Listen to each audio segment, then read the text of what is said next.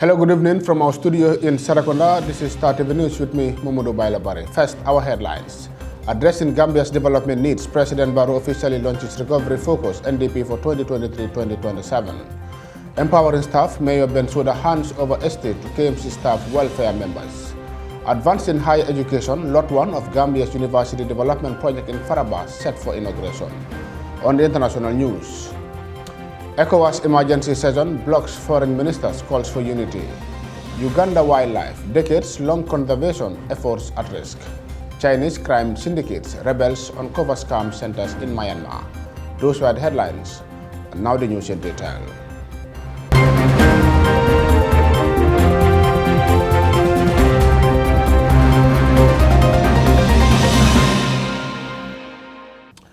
Many thanks for joining us. The Gambian leader, His Excellency President Adama Barrow, has officially launched the country's recovery-focused National Development Plan for 2023-2027.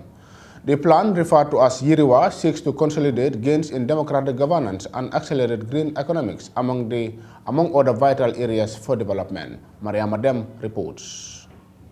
After 2 years of waiting, the Gambia's recovery-focused National Development Plan, known as Yiriwa, was finally launched by President Adama Barrow on Friday, 9th of February 2024 at the State House in Banjul. The much-anticipated plan will serve from 2023 to 2027, and it replaces the 2018 to 2021 National Development Plan. It aims to consolidate gains in democratic governance, accelerate green economy and social transformation, and build resilience to shock and crisis. It also sums up key priority areas for development, ranging from transitional justice, education, economic, agriculture, and infrastructure, among others.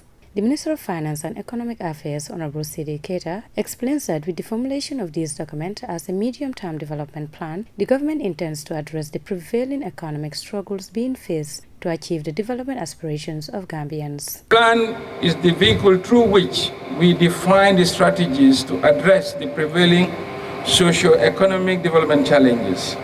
As a result, its successful implementation will ensure the achievement of our country's medium-term development objectives and, by extension, contribute to the realization of our global and regional commitments such as the United Nations Sustainable Development Goals and the AU Agenda 2063.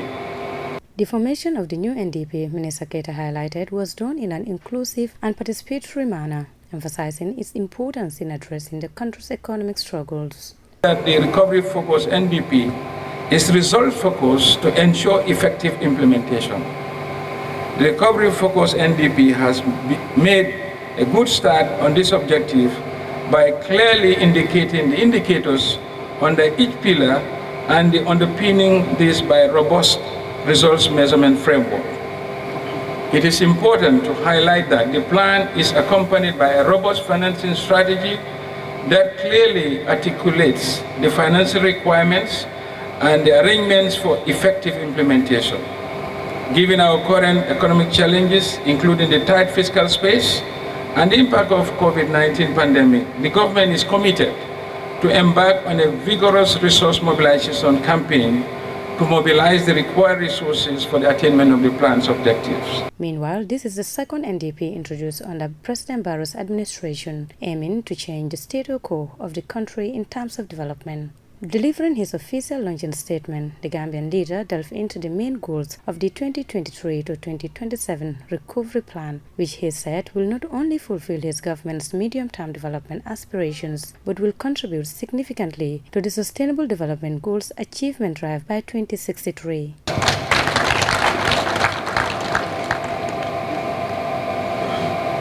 I'm now trying to build a strong foundation of democracy going forward.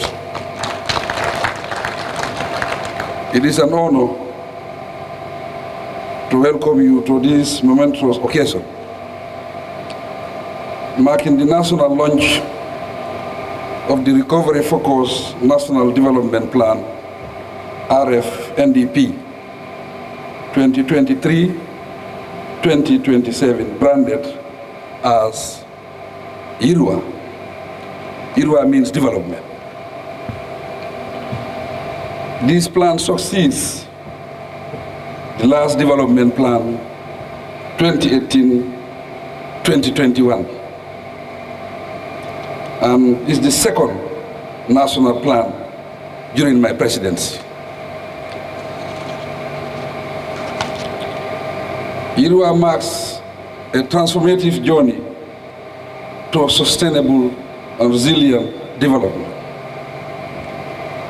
Its successful implementation will not only fulfill our medium-term development aspirations, but also contribute significantly towards the achievement of the Sustainable Development Goals, SDGs, Agenda 2063. While implementing the previous plan, my government employed numerous measures to stabilize the economy, restore public confidence, and strengthen democratic institutions. Despite this, we recognize the urgency to do more, especially in terms of resilience building. Thus, the formulation of the recovery-focused national development plan to foster sustainable and resilient development.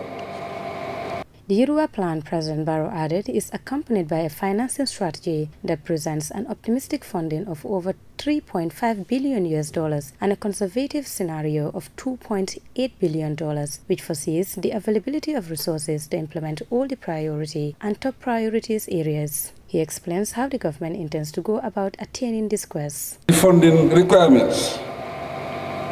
My government will employ a three-pronged financing strategy.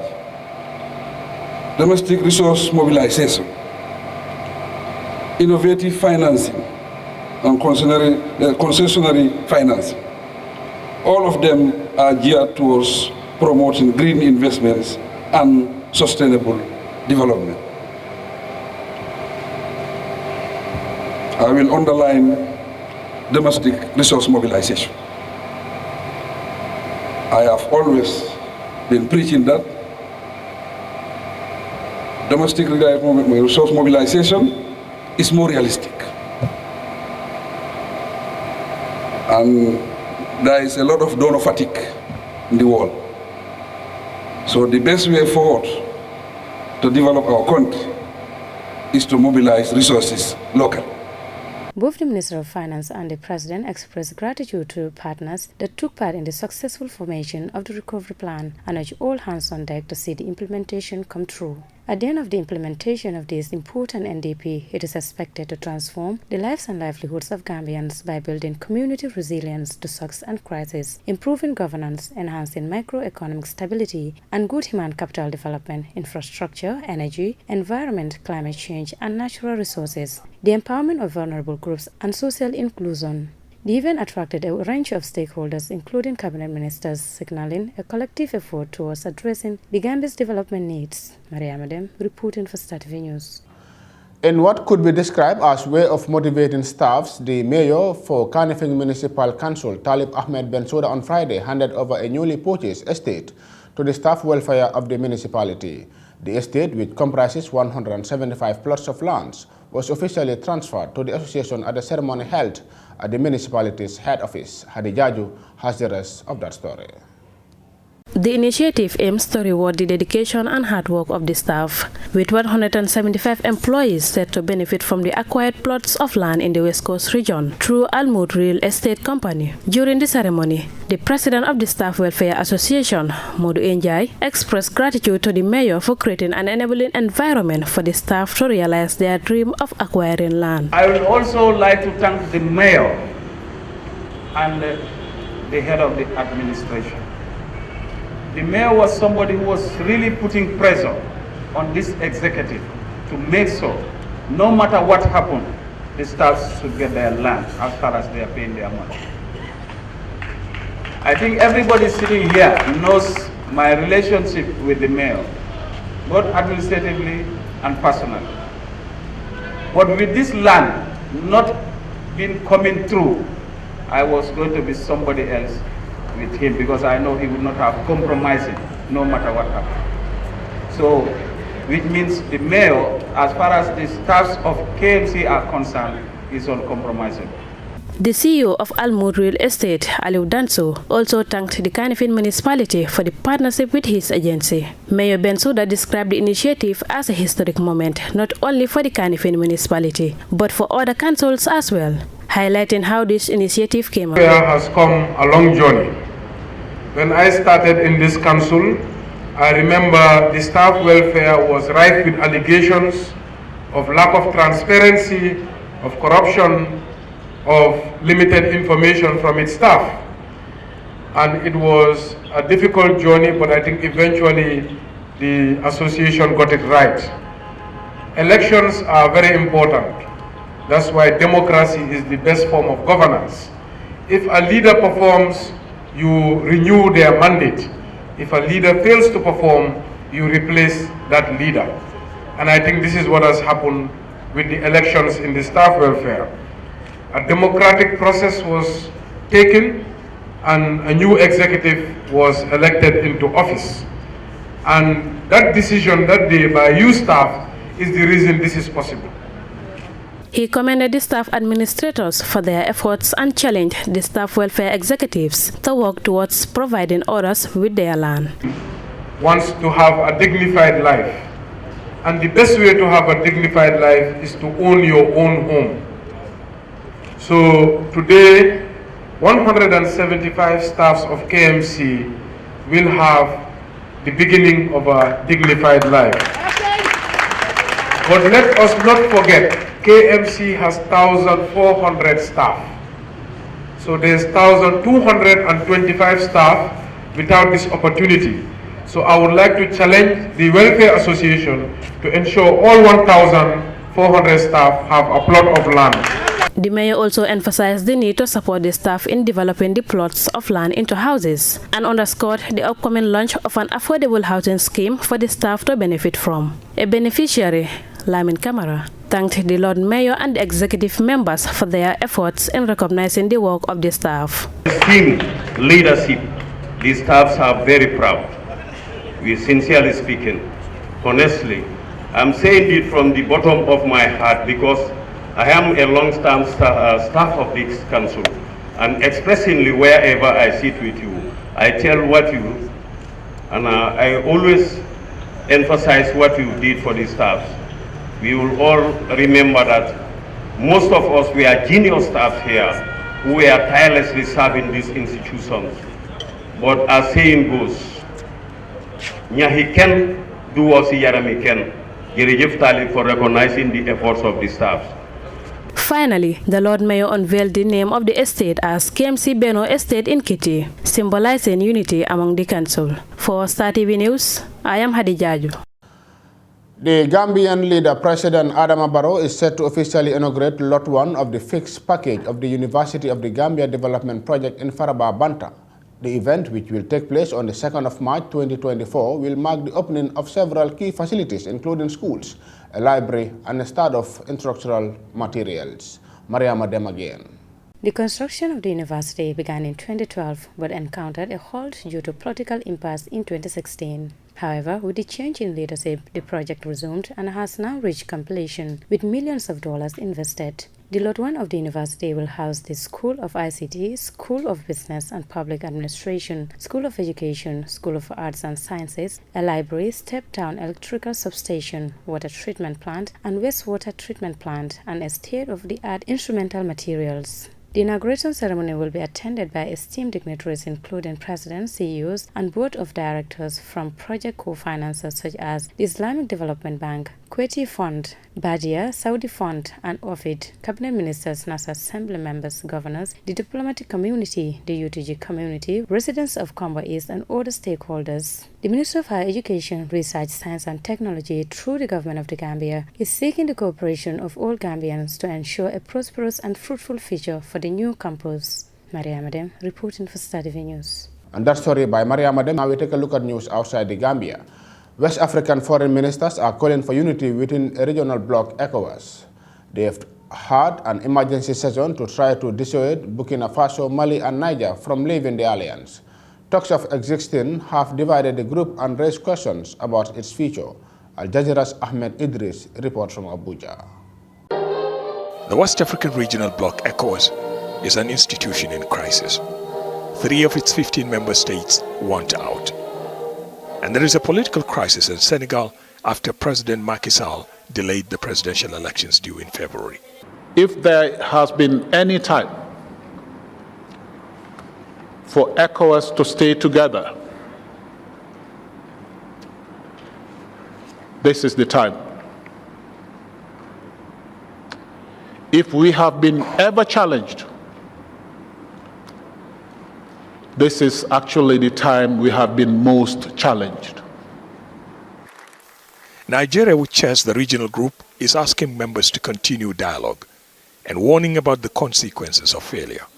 The exit from ECOWAS would be much worse than the sanctions in terms of the hardship that it would place the citizens of these 3 countries. So we don't wish it upon them. We don't want to see that. Officials here see Senegal's recent political crisis as an unnecessary distraction. Its foreign minister attended Thursday's meeting, insisting the situation there is not critical. The president has initiated a dialogue. The situation doesn't require external intervention from ECOWAS, AU, or other bodies. While the ECOWAS' ability to intervene in Senegal is limited, it's focusing on the rebellion by Burkina Faso, Mali, and Niger. The 3 Sahel region countries were already suspended from the bloc after recent coups. Burkina Faso, Mali, and Niger said the organization has derailed and is pandering to the wishes of foreign powers. So they're leaving. But ECOWAS says its rules require 1 year's notice before membership is ended. But the 3 countries, all under military rule, say they're leaving anyway. The United Nations warns that the unfolding political crisis threatens the entire region. Should these countries definitively withdraw from ECOWAS, this has a potential to further exacerbate the challenges that these 3 countries and the sub-region are facing, notably in the socio-economic and security fields. ECOWAS has options before it: to blink and submit to the wishes of the rebelling countries, or continue its blockade and sanctions. Either way, political analysts say it could be a long time before the organization recovers from this current crisis. Ahmed Idris, Al Jazeera, Abuja. Thanks to conservation programs, Uganda's wildlife population has boomed over the past 40 years. But the threats of poaching, loss of habitat, and conflict between humans and animals is worrying some wardens. Al Jazeera's Catherine Soy reports from Queen Elizabeth National Park in western Uganda. The boat cruise along a water channel that opens up to Lakes Albert and Edward is breathtaking. You can see animals on the shores of Queen Elizabeth National Park, the busiest in Uganda. This is the highlight of tourists visiting here. The number of elephants, buffaloes, and hippos has increased in the last several decades. That is reversing years of decline caused by poachers and encroachment on wildlife areas. All this will be here. There are many, you see. Officials attribute this to Uganda's protection efforts, but there is another challenge: climate change, as well as a new invasive weed that is killing healthy plants.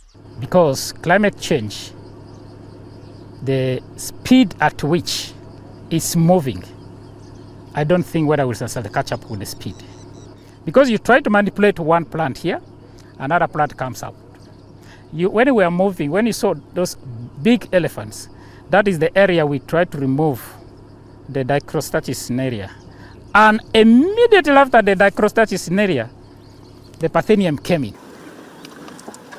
Ugandans who live near the park also say they're living a nightmare. A big problem here is human-wildlife conflicts. Elephants are increasingly going into villages in search of pasture and water. Augustine Kabagambe shows us where a herd of elephants destroyed his crops. They come here nearly every day, he says. The park has been partially fenced, but this side is still open. We try to chase the animals using many means, for example fire and vuvuzelas.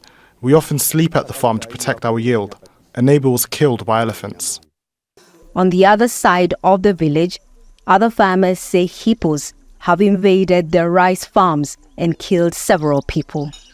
Game wardens say they are aware of the distress caused and try to compensate those who have been affected, but they also blame those who block the animals' migration routes. Catherine Soy, Al Jazeera, Queen Elizabeth National Park, Uganda.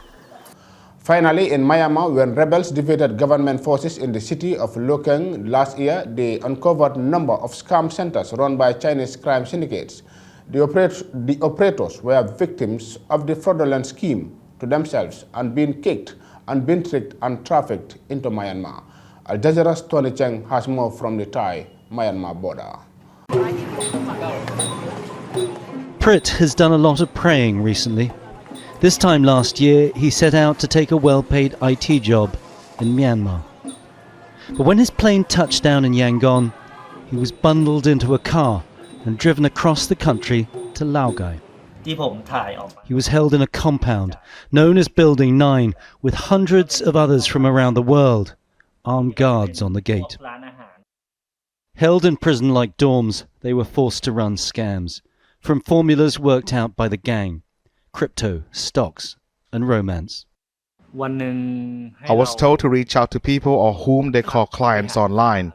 I was told to flirt with them, gain their trust and affections, and get them to invest their money in the scam. One of their victims lost more than $80,000, but the scammers had no choice.